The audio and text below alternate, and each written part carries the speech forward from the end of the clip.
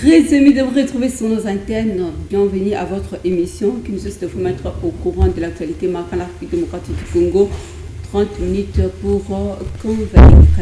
Ouvrons l'actualité avec la condamnation de l'ex-président de la République démocratique du Congo, Joseph Kabila, par la peine de mort.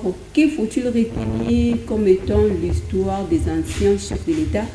En RDC, une question posée. Fin de la guerre au sein juste de l'UDPS entre les CG Augustin Kabouya et Deyo. L'histoire retiendra au moins une réconciliation sincère ou bien une simple formalité de la réconciliation. C'est aussi une question posée. Après la démission de Vital Kamerhe, quel serait le sort en fait de l'Assemblée nationale? Ce sont juste des titres où il y a eu 3 questions qui se sont juste suivies. Alors nous avons le réel plaisir de recevoir au moins l'habitude de cette émission, le CG Stéphane Kalenda. C'est avec lui que nous allons juste échanger par rapport à ces 3 titres annoncés lors de notre ouverture de l'émission.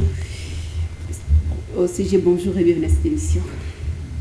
Bonjour Madame Elali, je suis très heureux encore de revenir sur ce plateau qui m'est familier déjà. Merci aussi pour des questions importantes parce que notre pays a besoin d'être informé et d'être éclairé par certaines analyses que nous sommes en train de faire. C'est notre devoir. Merci beaucoup. Voilà, c'est vraiment notre devoir de vous informer et surtout de vous mettre au parfum de l'actualité. On va ouvrir au moins notre question d'actualité de cet après-midi avec cette condamnation qui tombe en fait comme s'il en pleuvait dans tout l'état de la République démocratique du Congo, qui n'a pas laissé aussi indifférent le monde entier. Votre analyse en fait. Au fait, madame, par rapport à la condamnation de l'ex-président Joseph Kabila, et premièrement, c'est un citoyen comme tout citoyen. Et s'il a été accusé par la République démocratique du Congo par rapport à ce qui s'est passé, donc il a été noir sur blanc accusé qu'il est avec les agresseurs de notre pays, et ceux-là qui sont en train de détruire le pays jusqu'à aujourd'hui, qui créent des paniques à l'est de la République démocratique du Congo. Et lorsque, en tant qu'un ex-président de la République, il ne pouvait pas se rallier à ces gens-là parce qu'il avait fait preuve de l'alternance politique, donc où il y a l'ancien chef de l'État qui donne le bâton de commandement au nouveau chef de l'État. C'est quelque chose qui n'était jamais fait dans notre pays, mais lui l'avait fait. Et moi je pensais que cette sagesse pouvait continuer jusqu'à ce que Joseph Kabila puisse prendre la décision de revenir comme président de la République, postuler sur le plan démocratique, mais ce n'était pas d'aller faire l'alliance avec les agresseurs de notre pays.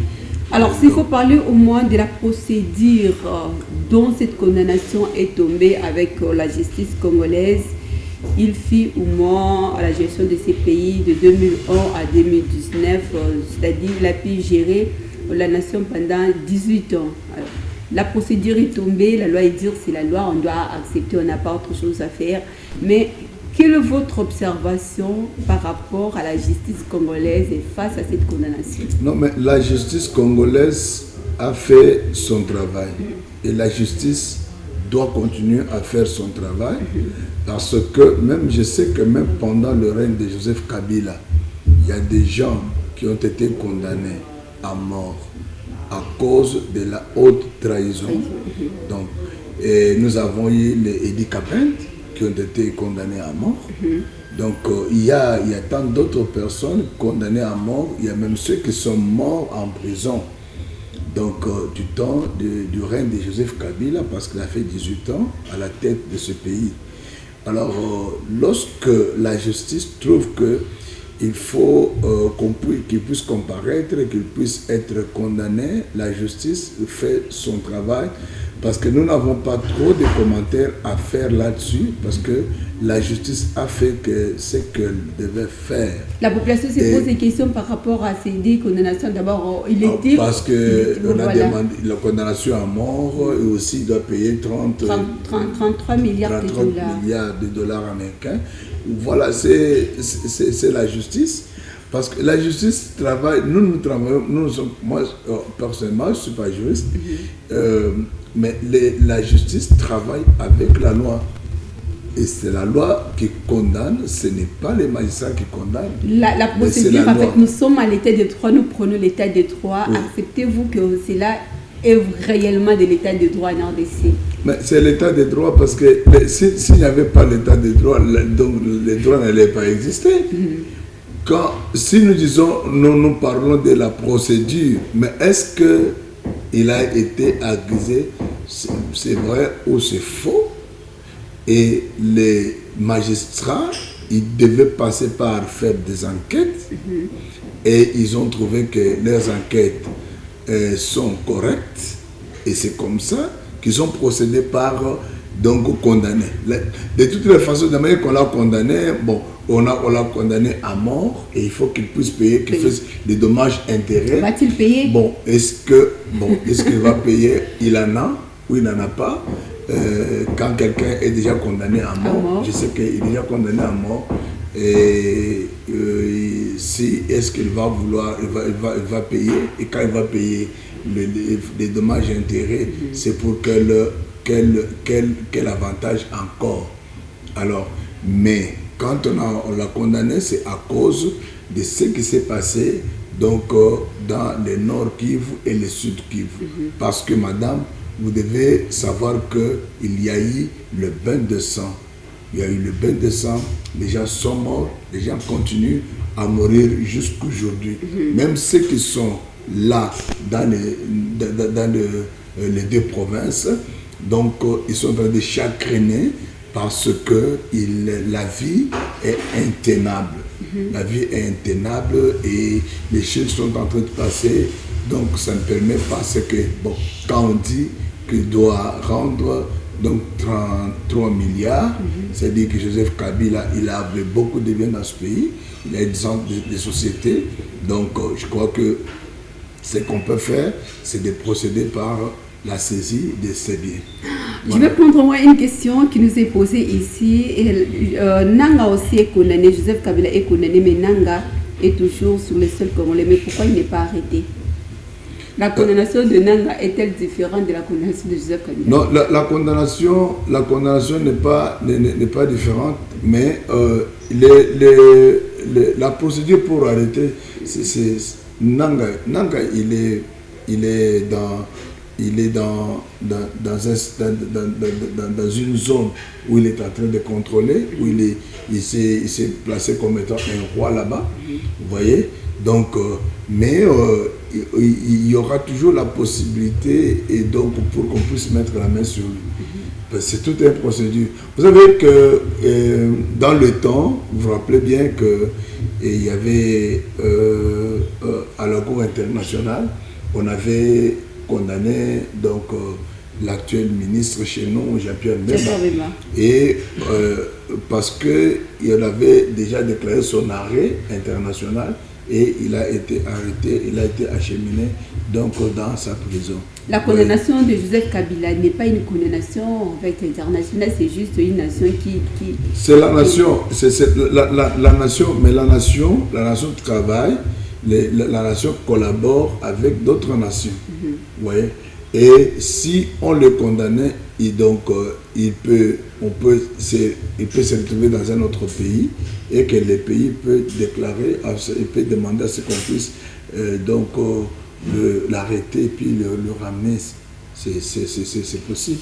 La condamnation de Joseph Kabila ne laisse en fait pas l'FCC dans les oubliettes. L'FCC aussi essaie un peu aussi de dénoncer une dérive autoritaire, surtout une justice instrumentalisée. Où faut-il mettre Joseph Kabila à Non, ce n'est pas une justice instrumentalisée, madame. Et si les amis de FCC peuvent dire ça, je pense que ce sont les gens qui n'ont pas le sens d'humanisme. Pourquoi? Parce que, vous savez, nous sommes en train de perdre les gens. Nous sommes en train il y a le sang, le bain de sang qui coule, et en plus de cela, il y a la destruction massive de ce pays. Vous savez, quand il y a la guerre, madame, quand vous allez à Ukraine, vous allez voir ce qui se passe. Vous allez voir que la guerre détruit. La guerre détruit ce qu'on a bâti. Vous savez que la guerre, donc, quand juste une bombe ou un explosif, ça peut faire couler donc un immeuble même de 30 niveaux, 40 niveaux. Donc, vous voyez, donc, la guerre n'est pas bonne. La guerre n'est pas bonne. Lorsque les amis sont en train d'encourager cela, dire que la justice... Ce n'est pas juste un moyen de l'écarter par rapport à la course électorale de 2028. Non, ce n'est pas... L'écarter commence... Ce n'est pas un moyen de lui faire taire aussi parce qu'il y aura la révision de la Constitution. Madame, c'est un citoyen congolais, entre guillemets, c'est un citoyen congolais, entre guillemets, alors s'il avait besoin de postuler ou soit de revenir au pouvoir, il allait attendre. Il allait attendre. Madame, et comment est-ce que Kabila il s'est retrouvé à Goma? Avec quel titre pour se retrouver à Goma? Qu'il avait mandaté là-bas? Parce que nous, on sous-estime que, donc on sait que ceux qui sont de l'autre côté à Goma, ils ne sont pas avec nous. Mais comment est-ce que lui peut se retrouver de l'autre côté? Ce n'est pas juste un moyen de pouvoir chercher au mot la pacification. Quelle pacification? Qui lui a donné ce mandat? Parce que lui était un sénateur à vie. Et un sénateur... N'a-t-il pas le droit de le faire? Un sénateur, il est dans une institution. Et cette institution a son président. Et quand il y a quelque chose à faire, ou soit des négociations à faire, c'est-à-dire qu'on doit constituer une commission. Ce n'est pas une seule personne, à la personne de Joseph Kabila, pour aller faire des négociations. Ouais. Il y a les prélats catholiques, il y a des pasteurs de l'ECC qui ont fait ces déplacements. Est-ce qu'on les a interpellés? Est-ce qu'on les a condamnés? Mais pourquoi la présence de Joseph Kabila pose non, oui, non, mais écoutez, ce sont des institutions. Ce sont des institutions qui font partie de la société civile. Ils ont pris l'initiative. Et quand ils ont quitté ici pour aller même au Rwanda, donc même nos autorités ici le savaient. Parce qu'ils ont commencé par consulter le président de la République. Vous comprenez? Mais Kabila va commencer ces histoires à Goma. Pour amener ça où? Pour ramener ça ici. Et depuis qu'il est parti, à qui il a fait donc le rapport? Il s'est prononcé dernièrement, on avait suivi ses sorties médiatiques. Les sorties médiatiques, qu'est-ce qu'il a donné? Il a donné, quel rapport a-t-il donné? Et ces négociations qu'il a fait, ça aboutit à quoi? Que faut-il retenir dans l'histoire des anciens chefs de l'État? Ah non, c'était vraiment notre question, notre préoccupation pour répondre aussi à l'attention de ceux-là qui me suivent moi. Que faut-il retenir? Ah, en fait, c'est une déception. C'est une grande déception pour moi. 65 ans après. C'est une grande déception pour moi. Parce que nous avions un chef de l'État qui pouvait faire preuve comme les autres l'ont fait. Ok. Madame, j'étais un jour au Ghana, j'ai vu des différents chefs d'État, anciens chefs d'État au Ghana. C'est en Afrique. Si vous allez en Afrique du Sud, vous trouverez, il y a des anciens chefs d'État. Il y a, pas seulement là-bas, dans d'autres pays d'Afrique, je parle des pays d'Afrique, je ne parle pas des Occidentaux. Alors, il faut maintenant savoir, c'est ce qui nous prouve maintenant les origines, ce qui peut nous montrer que voilà, Kabila avait telle origine. Et si on peut dire aujourd'hui que non, Kabila n'est pas congolais, il n'y a personne qui peut dire non à ça. Parce que ça prouve qu'il est instrumentalisé, il est conduit et donc utilisé par ses seigneurs. Et ces seigneurs, c'est qui? C'est Paul Kagame. Vous voyez? C'est Paul Kagame qui est son seigneur, qui est en train de faire ce qu'il est en train de faire là. Merci beaucoup. C'était juste une page où on doit tourner à ce qui concerne les dossiers de la condamnation de Joseph Kabila, l'ancien président de la République démocratique du Congo. On va ouvrir une nouvelle page, cette fois-ci avec l'Assemblée nationale où l'attention nécessairement de monter à ce qui concerne la démission aussi du président Vital Kamerhe. Il serait dit que la révision de la Constitution était au menu du jour de votre côté. Quel est votre frère? Alors, je suis... Bon, vraiment, excusez-moi de dire qu'il y a toujours certains, les prophètes des malheurs et les prophètes des bonheurs. Et il y a des gens, surtout, ce qui m'étonne, moi, c'est l'opposition congolaise. Parce que l'opposition congolaise, des fois, il réveille les chats qui dorment. Vous voyez? Alors, lorsque l'affaire s'est passée dans l'Assemblée nationale, et c'est constitutionnel, c'est démocratique, et également que le règlement intérieur de l'Assemblée nationale autorise ça. Qu'un député ou un nombre de députés peuvent faire une pétition même contre le membre du bureau de l'Assemblée nationale. Ce qui a été fait. C'est normal, c'est démocratique. En fait, là, je dois quand même que je vous pose cette question, sinon ça va m'échapper. Voilà. Sinon, ça va vraiment m'échapper. C'est la même famille où c'est vrai que les linges ça se lavent en famille. Mais pourquoi au sein de l'Union sacrée, cela ne s'applique pas? C'est ce qui prouve que dans l'Union sacrée, il y a la démocratie. Quand on parle de linge sale, écoutez madame, ne confondons pas les choses. Lorsque on accuse quelqu'un d'une gestion opaque, vous comprenez, je ne suis pas député national. Nous avons suivi les argumentaires des députés nationaux, leurs analyses.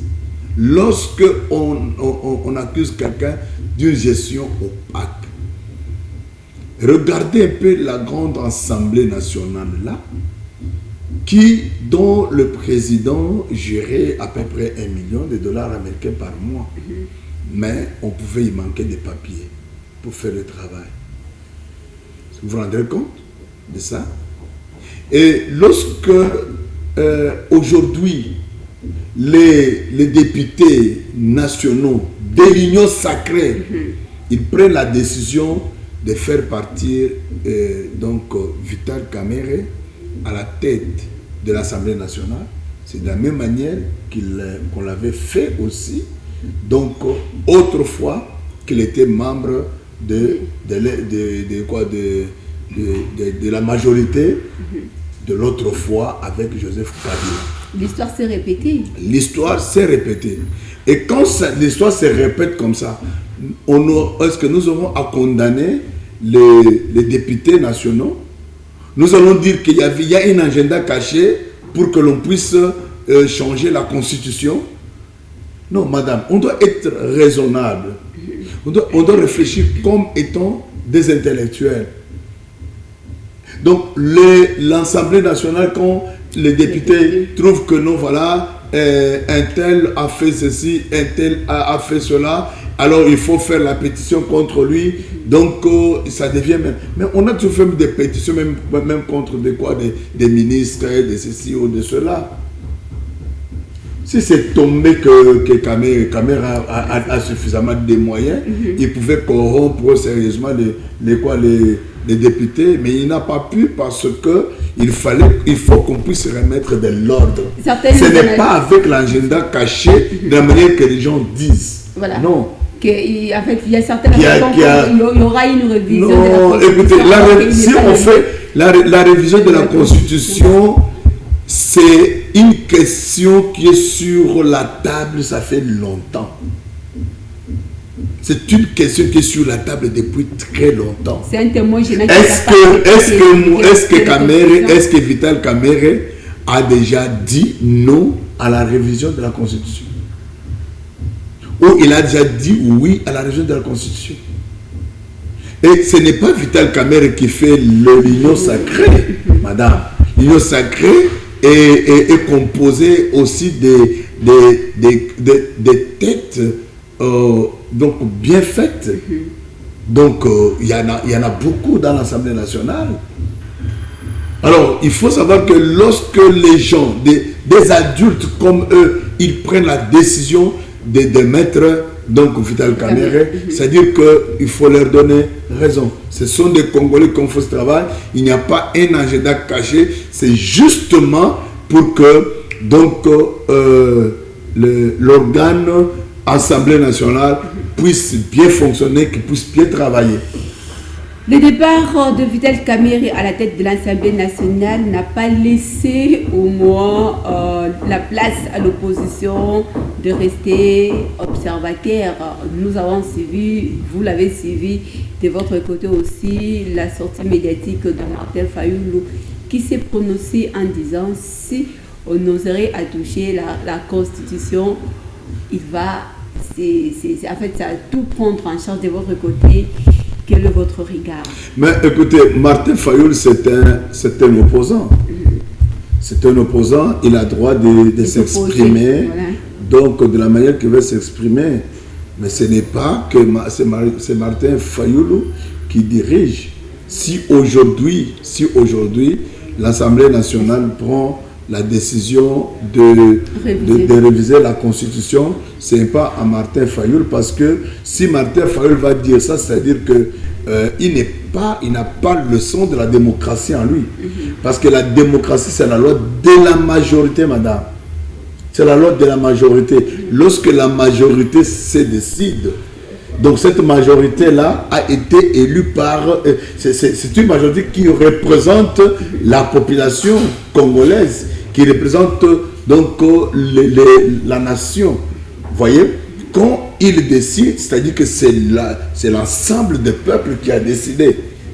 Vous voyez, et Martin Fayoulou, il va instrumentaliser encore qui pour que... Mais ils doivent comprendre que c'est la démocratie et le changement est évident dans les processus du développement.